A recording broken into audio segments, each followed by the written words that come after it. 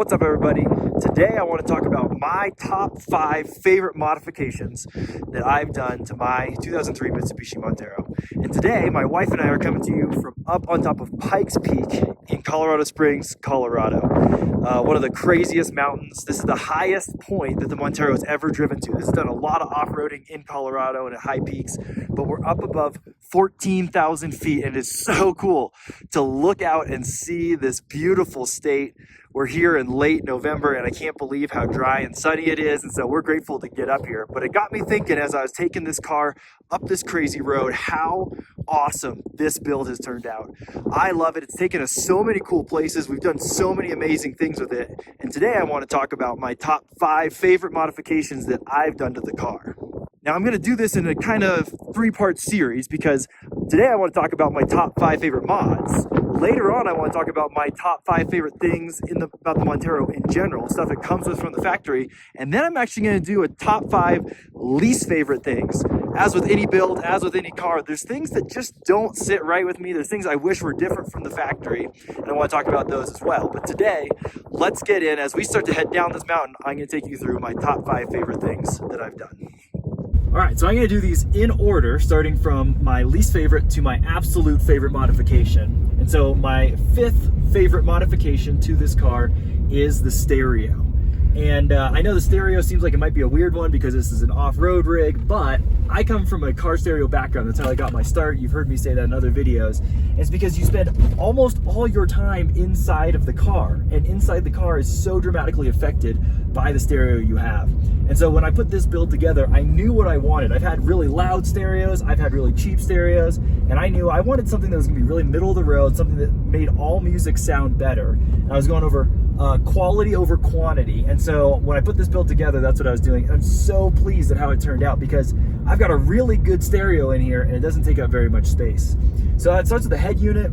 I love the Apple CarPlay. I love that it's easy to use for navigation and hooking up my iPhone. It's just so nice and smooth, and you've got all your text and everything up there. And the other thing is I've got my phone plugged in over here so that when I'm driving, I don't have to look at my phone. I'm not texting and driving because I can use that. I'm big on that, and so I'm pleased with that. And then I've got focal speakers in all 4 doors. And so I've got the component speakers up in the front with the tweeters in their factory place, but you wouldn't know it from looking at it. It doesn't look cut up, it doesn't look very custom, but it sounds incredible. And I run those off the factory amp, and the sound is really crystal clear. It gets really loud, it's really well defined. I love it. And then, as you guys have seen in the other videos, I'm able to fit a JL sub, an 8-inch, in a ported box back there, and it fits with all my camping gear and everything else, and it just sounds so clean. Every time I get in this car and I start bumping some tunes, it's just awesome how much quality I get out of the stereo. So that's my number 5 favorite mod, is the stereo. All right, coming in at number 4. Number 4 favorite mod for this build is gonna be the wheels. Now, you'd think it'd be wheels and tires because the 33s are sweet and I've loved the BFG KO2s, but the wheels are actually one of my favorites because when I first got this thing and started taking it out on trails, I had the stock wheels and they have a positive 46 offset. And what that means basically, if you're not familiar with that, is these things were way set in.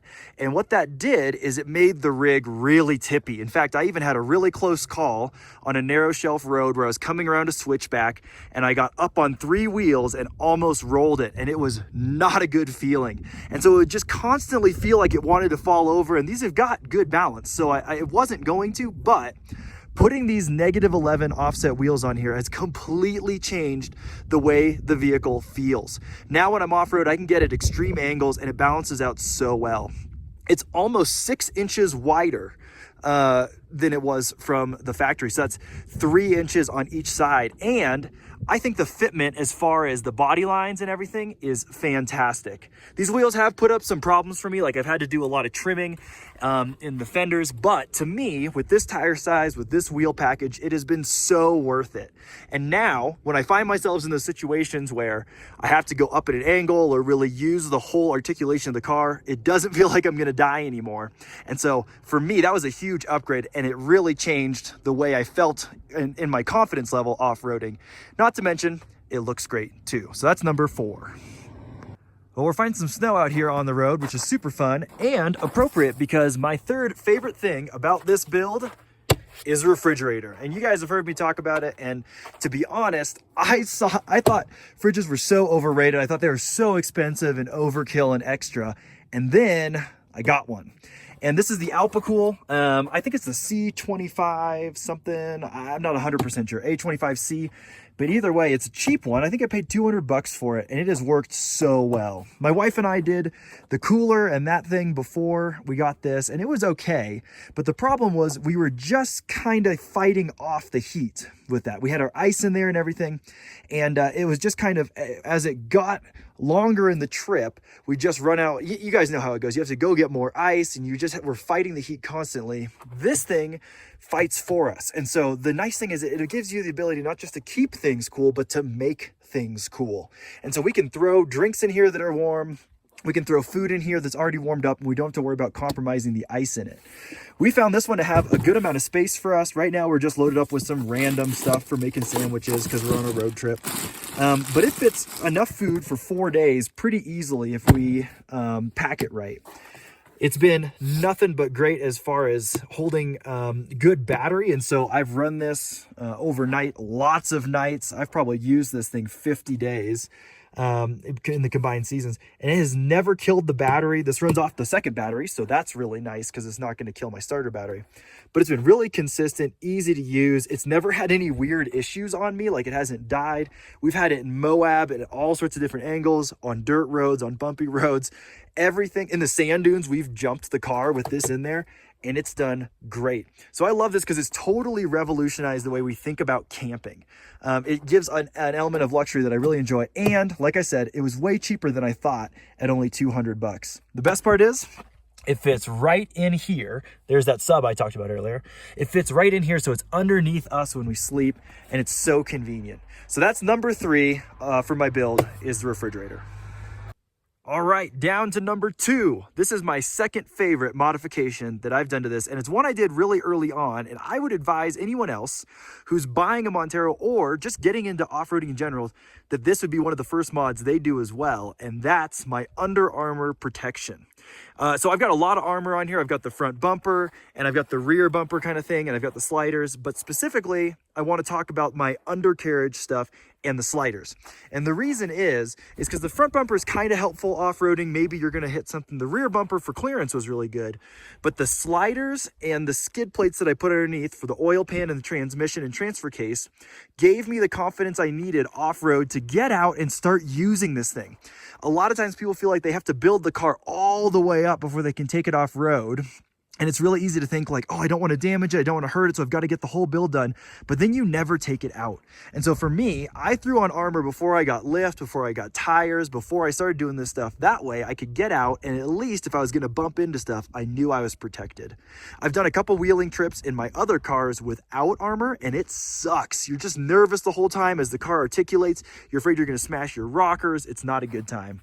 And so the sliders are probably my favorite piece because the car sits pretty low, and man, if you screw up this rocker panel, it never goes back, especially because it's a unibody. It's so crucial. And so I'm so glad that I have these here. I'm happy about the way they turned out. They're really strong, and so that's my favorite. But underneath here, you can see my skid plates, and they're just massive 1/2-inch thick skid plates that I made myself for fairly cheap, and you could do it with lesser steel if you wanted to get a similar result. But I have beat the tar out of them, and they have been so good to me. And so that's my second favorite modification because it gave me the confidence to take this out and actually start using it as a wheeler. And now let's get to number 1. All right, so here we are. We made it to the bottom of Pikes Peak. We came from all the way up there down to here. And this gives me a great way to showcase my favorite modification that I've done, which some of you might have guessed because how much I brag on it, but it's the 4.9 gears. I have a whole video of how easy this is to do, and hopefully it'll help some of you guys get your own 4.9 gear setup. But the basic rundown is that these come from the factory with much smaller tires, and 4.3 gears. So that means every time the drive shaft rotates 4.3 times, the tires move 1 time. And switching to a different gear ratio, 4.9, gives you more mechanical advantage when you're climbing up hills or descending hills and using engine braking. It means less wear on the transmission and motor when you run bigger tires. So I'm running 33s, and 4.9s are technically geared for 35s, but that means that I'm over geared, and it gives me more advantage when I'm doing things like hauling a heavy load or a trailer, or when I'm off-roading. And wow, can you tell the difference when you are wheeling? The first gear in this is really low. It feels like there's nothing I couldn't climb in this as long as I can get grip on the tires. And so it's been an excellent modification for off-roading, probably my #1 favorite thing I've done for off-roading, but also it's been great for the extra weight I've added. It's been awesome for towing my dirt bikes on the highway, and I picked up 2 miles per gallon when I switched to 4.9s while running 33s. So to me, it's good for off-roading. It's good for fuel economy, and it's less wear and tear on the motor. It's kind of the best of all of the things that I could do. And the best part is it only cost me like $250. So an excellent modification. I highly recommend anyone with 33-inch tires or bigger should definitely re-gear, and look into my other videos to see how I did that. But there it is. That's my #1 modification on this Montero build.